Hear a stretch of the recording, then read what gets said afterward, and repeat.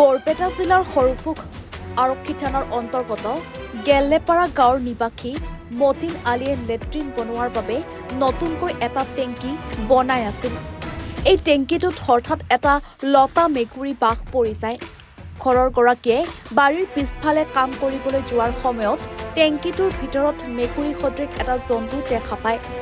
ঘৰৰ গৰাকী আৰু গাঁৱৰ সচেতন মহলে ততাতৈয়াকৈ বন বিভাগ আৰু সৰুফুক স্থানীয় বন বিষয়াক খবৰ দিয়ে। কিছু সময় পিছতে বন বিভাগ আৰু স্থানীয় বন বিষয়া উপস্থিত হৈ জন্তুটোক উদ্ধাৰ কৰাৰ লগতে লতা মেকুৰী বাস বুলি ৰাইজক জানিবলৈ দিয়ে। মোৰ দাদাৰ আজি মতিন আলীৰ ঘৰত আৰু লেট্ৰিন এটাত এটা মেকুৰী সদৃশ জন্তু টাংটো পৰি আছিল। দাদাই পিছত যাই দেখা পাই ফৰেষ্টক খবৰ দি দিলোঁ। লগতে আমাৰ সৰুফুকৰ নিউজ আহি ভিডিঅ' কৰিল, লগতে চাল আহি ফৰেষ্টে আমাৰ সেই বস্তুটো উদ্ধাৰ কৰি লৈ গুচি গ'ল। আৰু ক'লে আৰু যে এইটো লতা মেকুৰী বুলিয়ে ক'ল, কিন্তু আমি বিশ্বাস কৰিব পৰা নাই এইটো লতা মেকুৰীয়ে নে কি।